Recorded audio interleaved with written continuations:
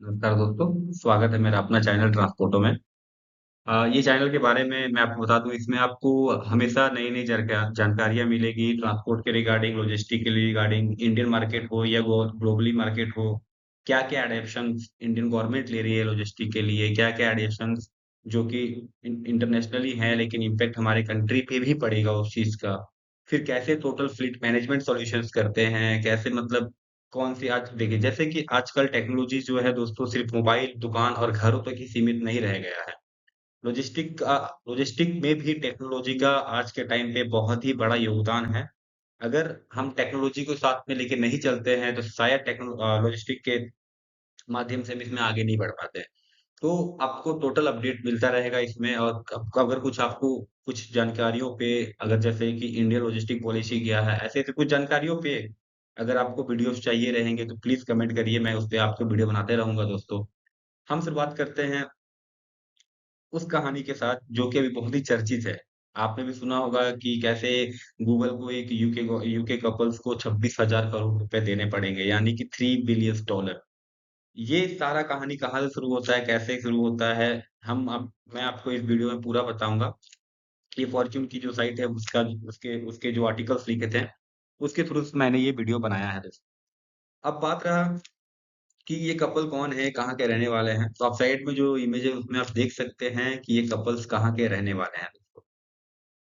अब ये बात शुरू होती है 2006 में, जब ये दोनों कपल जिनका नाम सिवान एंड एडम रैफ होता है, ये दोनों जब अपनी जॉब को छोड़ते हैं, इनके दिमाग में आता है कि अब तो टेक्नोलॉजी बूम कर रहा है, क्यों ना हम एक वेबसाइट बनाएँ, जिसका नाम इन्होंने रखा फाउंडेम।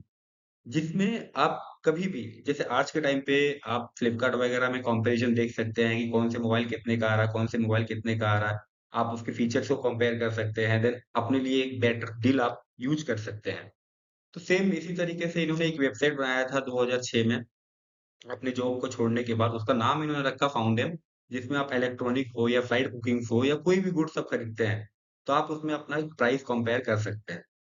तो जिसमें इन्होंने देखा कि गूगल सर्च इंजन में इनका जो ट्रैफ़िक था बिल्कुल ही नहीं आ रहा था, बिल्कुल दबा हुआ था सर्च रिज़ल्ट में गूगल का। तो इन्होंने सोचा कि शायद इनके जो कीवर्ड्स होंगे वो बढ़िया इन्होंने यूज़ नहीं किया होगा, इसीलिए इन्होंने उसमें उतना ध्यान 2006 में नहीं दिया। जब 2007 से 2008 की बात आई तो इन्होंने गूगल को अपना मेल वग़ैरह या फिर जो भी रिपोर्ट किया, इन्होंने सोचा कि भाई जो जेन्युइन है वहाँ रिपोर्ट करेंगे तो शायद सॉल्यूशन हो जाए। कुछ टेक्निकल एरर की वजह से शायद ये चीज़ हो रहा था। तो इन्होंने बहुत बार गूगल से अपील किया कि हमारा ऐसा हो रहा है, हमारे ट्रैफ़िक नहीं बढ़ रहे हैं, सर्च इंजन वगैरह नहीं बढ़ रहा। तो लेकिन इनका जो साइट था अलग वेबसाइट पे बड़ी बढ़िया काम कर रहा था, बड़ी अच्छा काम कर रहा था, बट गूगल पे ही नहीं काम कर रहा था बढ़िया से। तो इनको कुछ तो डाउट हुआ गूगल पे। फिर भी इनको उतने दिमाग में आया नहीं कि शायद गूगल यहाँ अपनी मोनोपोली मार्केट खेल रही है या फिर क्या कर रही है, इनके दिमाग में वो चीज़ बिल्कुल ही नहीं आया। 2007 से 2008 के बीच में जब ये चीज़ इनके दिमाग में नहीं आया, उसके बाद 2008 के आखिरी में लगभग दिसंबर 2008 की बात में एक यूके में चैनल था, चैनल 5 जिसका एक शो चलता था द गैजेट शो।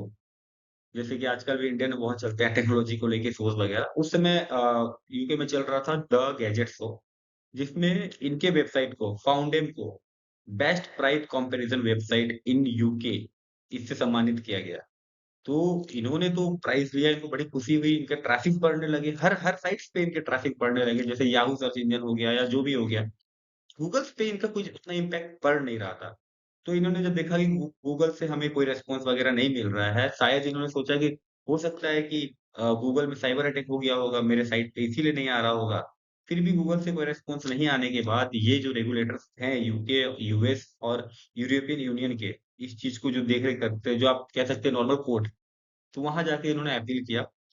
अपील करने के बाद 2010 में यूरोपियन कमीशन जो जैसे कि हमारे यहाँ कंज्यूमर कोर्ट होता है, यूरोपियन कमीशन एक है, वहाँ पर उन्होंने एक एंटी ट्रस्ट इन्वेस्टिगेशन गूगल में लगाया, गूगल में चालू किया, जहाँ पर गूगल के प्रैक्टिसेज़ मतलब गूगल कैसे काम कर रहा है, क्यों उस अदर साइट्स को ये साइट डोमिनेट कर रहा है, क्यों अदर साइट्स ज़्यादा गूगल पे शो नहीं करते हैं, क्यों वही शो करते हैं जो गूगल जिसमें फ़ायदा गूगल का होता है। तो जब इन्होंने देखा सब कुछ उसके बाद 2010 में जब ये बैठा उसके बाद 2010 से 2017 तक ये चीज़ चलता रहा। 2017 में जब ये कपल्स ने रियलाइज़ किया कि ये इनकी एक अकेले की कंपनी नहीं है, जो इस चीज़ पे फेसेस इश्यूज़ फेसेस कर रही है। कि जहाँ पर आपका जैसे कि इनके साइट में ट्रैफिक नहीं आना, इनका साइट पूरा गूगल में आप सर्च करो पूरा नीचे दिखाएगा या दिखाएगा भी नहीं, बहुत खोजना पड़ेगा तब जाके मिलेगा।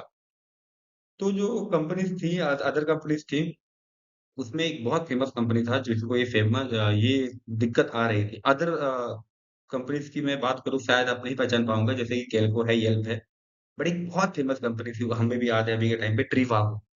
ट्रिवागो जो आपको होटल से फ्लाइट बुकिंग प्रोवाइड करता था, वो भी इस कंपनी में शामिल था जिसको इससे इश्यू हो रहे थे। तो उसके बाद जब यूरोपियन कमीशन ने अपना एक इन्वेस्टिगेशन जो निकाला था एंटी ट्रस्ट इन्वेस्टिगेशन, उसमें गूगल को फ़ॉल्ट पाते हुए इन्होंने कहा 2017 में कि गूगल को कपल सेवन और एडम रैफ को 2.4 बिलियन यूरोस देने पड़ेंगे। ये रेगुलेशन के बाद फिर 2017 से 2024 से गूगल ने अपना अपील किया, ये केस चलता रहा और भी कुछ साल आगे बढ़े।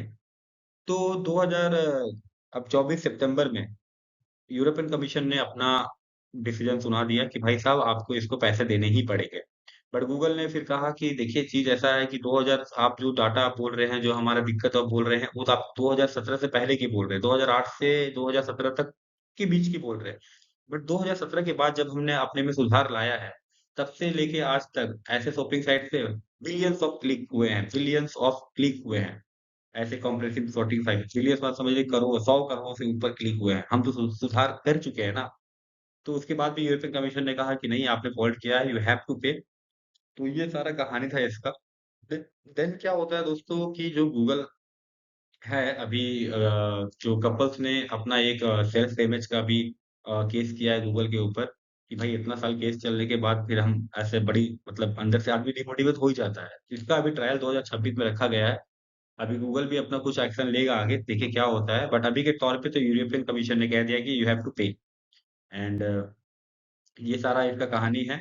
एंड दोस्तों दूसरा चीज़ ये है कि आपको अगर कुछ भी ट्रांसपोर्ट के रिगार्डिंग, लॉजिस्टिक के रिगार्डिंग इंडियन मार्केट में कैसे फ्लीट मैनेजमेंट सॉल्यूशंस करना है, उसके रिगार्डिंग कुछ भी चाहिए, जानकारी चाहिए तो प्लीज़ कमेंट करिए। हम उसके बारे में बिल्कुल एक डिटेल वीडियो बनाएँगे दोस्तों। एंड दूसरी चीज़ ये भी है दोस्तों कि please like, subscribe and share my channel. Thank you दोस्तों।